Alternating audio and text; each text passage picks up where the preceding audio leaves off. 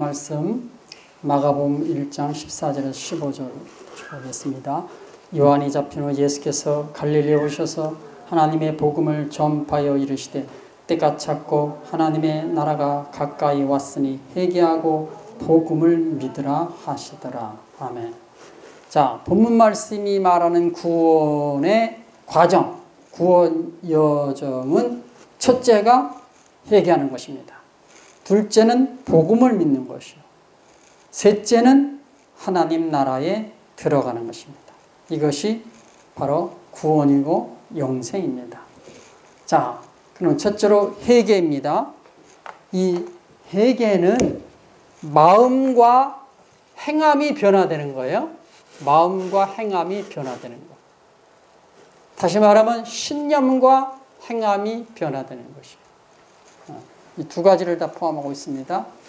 그런데 이 개신교에서는 어떻게 본다고 그랬습니까? 마음만 보고 신념만 봐요. 행함은 두 번째예요. 그래서 예수님을 믿기로 한 것만 그것만 인정해요. 그러다 보니까 성경적인 회개를 소홀히 하게 됐습니다. 성경적인 회개. 회개를 중요시하지 않게 됐어요. 초대교회는 이 회개를 대단히 중요시했습니다. 회개하지 않은 자는 초대교회 신자가 될 수 없었습니다. 근데 교회가 변질되고 신앙이 변질되다 보니까 이런 것이 이렇게 바뀌게 된 것이에요. 회개. 이 성경적인 회개가 지금 이 개신교에서는 이것이 중요하지 않습니다. 그래서 회개를 하지 않아도 기독교 신자가 되는데 전혀 문제가 없습니다. 그러다 보니까 이 행함이 빠져 있죠. 그래서 이 행함이 빠진 것은 회개가 아니에요. 진정으로 회개한 것이 아닙니다. 그러면은 진정으로 회개하지 않은 사람이 예수를 믿으면 어떻게 될까요? 오늘 교회 안에 회개하지 않은 예수 믿는 사람들이 많이 있습니다.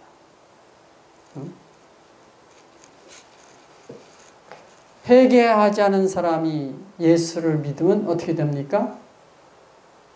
겉모습만 그리스도인이에요. 겉모습만 신자예요. 속사람은 여전히 불신자가 됩니다. 겉과 속이 다른 사람이 되는 거죠. 네. 그러니까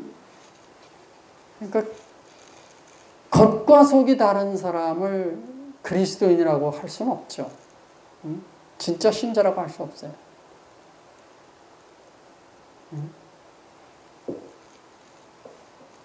이것이 한국교회 문제예요. 개신교의 문제예요.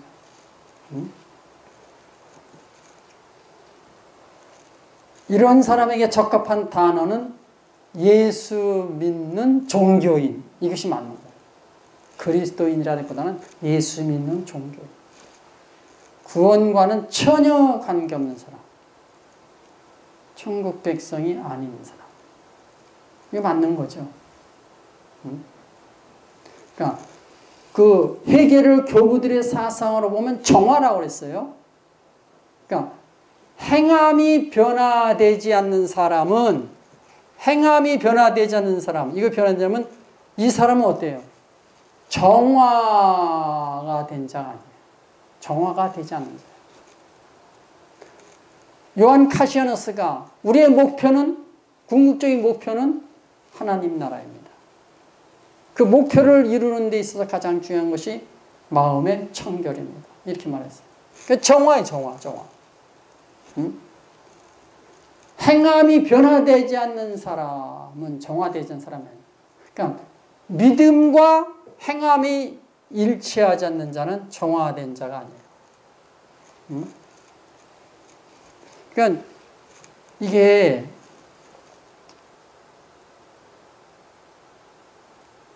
사도들의 그 신앙이 초대교회 그대로 계승이 됐는데 그 그것을 버린 결과는 엉터리 신자들을 양산하게 된 거죠. 회개하지 않은 신자들이 교회 안에 넘쳐나게 된 거예요. 이런 사람은 천국을 향해 갈 수가 없어요. 갈래야 가고 싶어도 안 돼요. 복음을 믿고 싶어도 믿을 수 없어요. 회개한 자만이 복음을 믿을 수 있는데 회개를 하지 않았기 때문에 복음을 믿을 수가 없어요.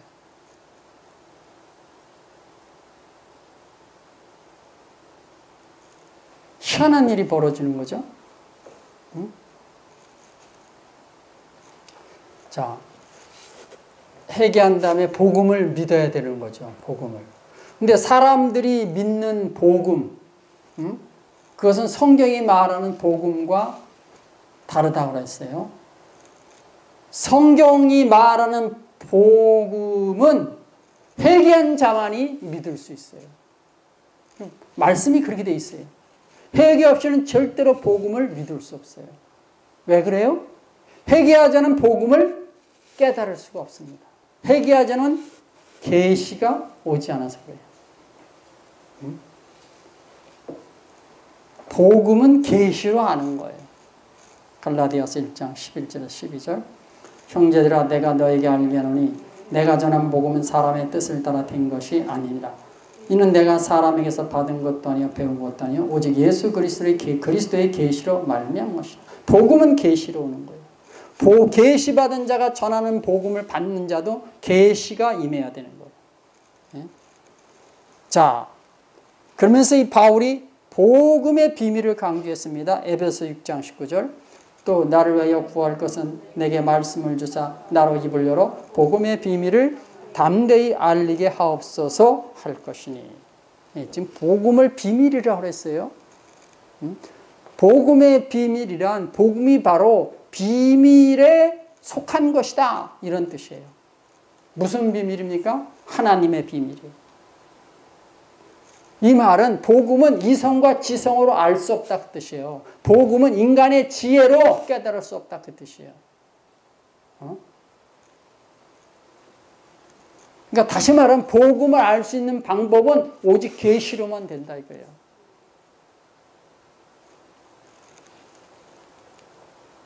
그래서 사람들은 자기가 그렇게 됐다 이거예요. 이렇게 생각해요. 나 계시 받았어. 나는 하나님이 믿게 해주셨어. 그렇게 말해요. 그러나 그럼 사람들이 믿는 복음, 알고 있는 그 말씀은 거의가 문자적인 의미의 복음이에요. 복음을 말아보라 그러면 그냥 예수 믿으면, 진정으로 믿으면 구원이라는 것, 그것만 알아요. 그거는 뭐예요? 문자적인 의미의 복음이에요. 그렇게 믿어서 천국 갈 사람은 한 사람도 없어요. 그렇게 믿어서 천국 간다면 동방교부들이 구원의 3단계를 왜 말했겠어요? 정오와 조명과 합일, 이것을 왜 말했겠어요?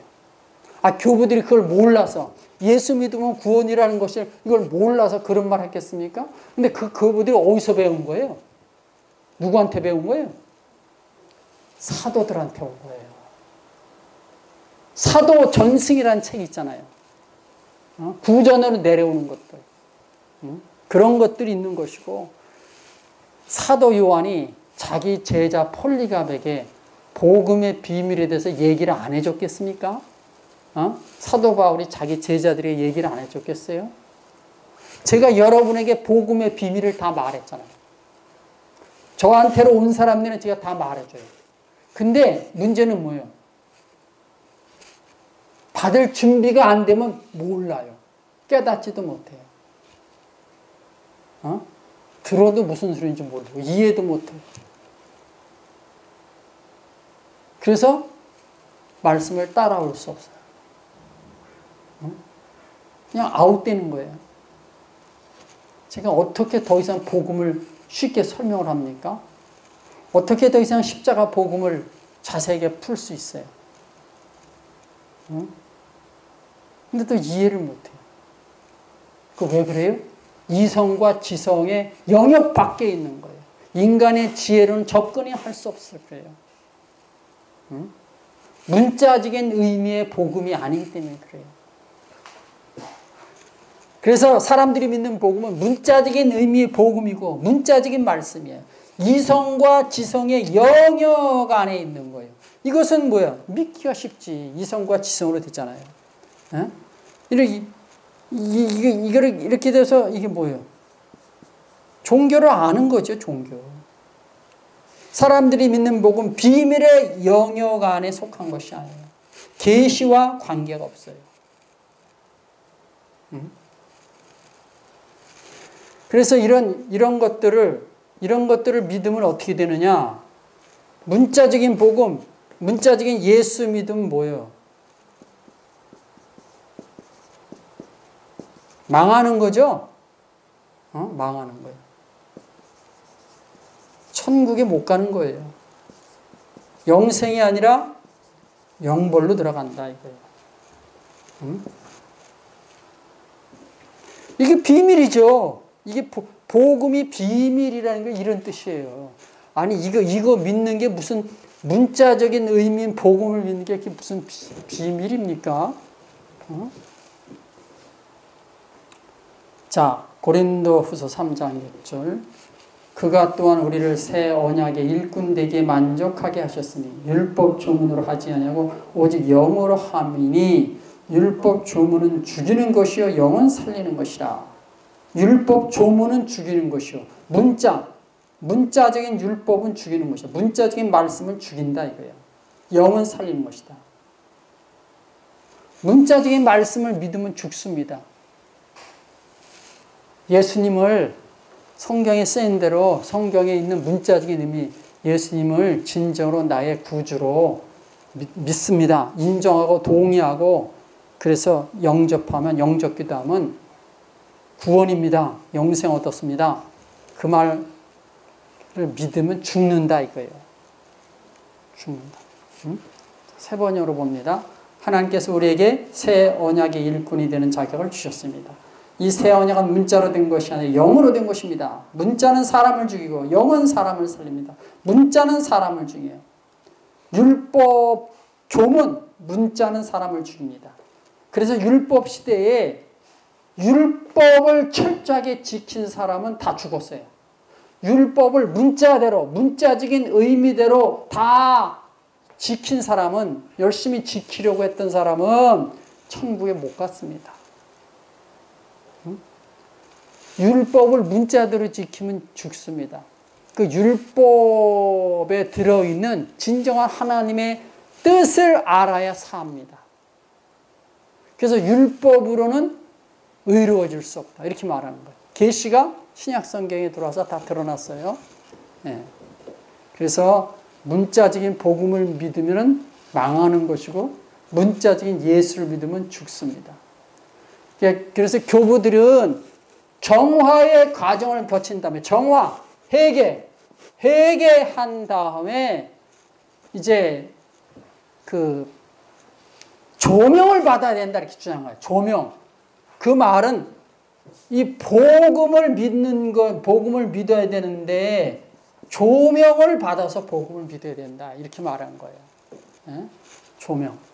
그 조명이라는 것은 뭐예요? 말씀의 조명이요. 말씀의 인도를 받는 거죠. 그게 복음을 믿을 수 있죠. 이 조명이라는 걸 다시 풀면 계시 받는 거예요. 그래야 복음을 믿을 수 있어요. 그런데 이게 회개하지 않으면 뭐예요? 여기로 갈 수가 없죠. 이게 차단이 돼요. 회개하지 않으면 일을 못 갑니다. 죽었다 깨나도 이 사람은 일로 못 가요, 못 가. 회개하지 않으면.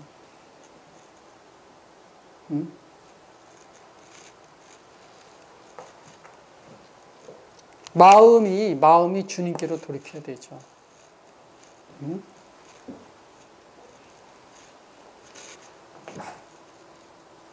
회개하지 않은 사람의 특징은 뭐예요? 회개하는 사람의 특징, 모습은 딱 한 가지, 하나로 정리할 수 있어요. 주님과 세상의 양다리를 걸치고 삽니다. 주님과 세상의 양다리를 걸치고 살아요. 그래서 왔다 갔다 합니다. 왔다 갔다. 자기가 편한 대로 상황 따라 여건 따라 왔다리 갔다리 해요. 좋은 쪽에 붙는 거죠. 주님 쪽에 붙은 것이 좋을 때는 주님께로 붙고 세상에 붙는 것이 자기가 유익일 때는 세상으로 붙어버려요. 그런 사람이 말씀의 조명을 받아서 복음을 믿는다? 불가능해요. 있을 수 없어요. 그러니까 그 말은 뭐예요? 계시가 임하지 않는다. 그 말은 하나님의 비밀, 복음의 비밀을 절대로 알 수 없다. 했어요. 그래서 이런 과정을 거쳐서 회개하고 복음을 믿고 그래서 천국 백성이 되는 거예요. 이것이 구원이고 영생이에요. 이것이 성경적인 구원의 여정입니다. 기도하겠습니다.